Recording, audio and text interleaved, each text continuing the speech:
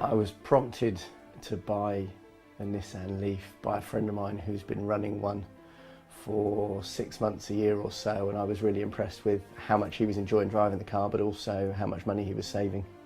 My wife wasn't completely convinced by being able to run one of these on a daily basis. Fine to and from work, but what about if you want to go and visit someone slightly farther away or whatever? And she happened to be doing a journey up to North Wales from where we live near Winchester, and she asked if she could borrow the Nissan Leaf. They said yes, absolutely. 500 miles later, and she didn't want to give it back.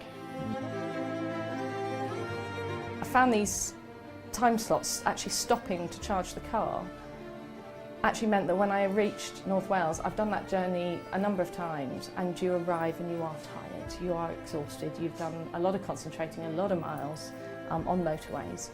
And when I got there, I felt as if I'd done a 10-minute journey. She'd fallen in love with it, so my job was then to go and buy one.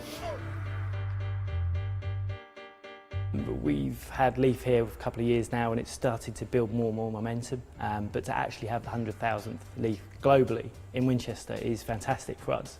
The 2p piece and the 2c pieces highlight the cost effectiveness of the vehicle, showing that represents a mile or a kilometre in usage of the vehicle, with the exception of this one, which probably adds half a tonne to the weight. It looks like a real labour of love for someone to have spent all that time sticking those coins on. It's exciting. It's great to be part of some new technology that's taking over the world, because it should be. It's great to be part of something that isn't chucking lots of carbon dioxide out every time you're driving everywhere. And it's great to be able to save some money and drive a new car at the same time. Brett's always the first one to sort of adopt new gadgets, whether it be in work or at home. And so when he came home and said, "I found a new car for you," I was a bit sceptical. And then I drove it, and it was amazing. It's great that many people are prepared to buy something that is going to make the world a better place ultimately.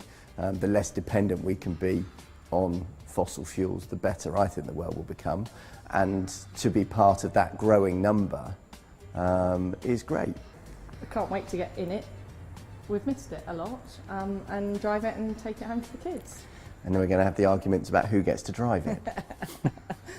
Be me. No. Yes.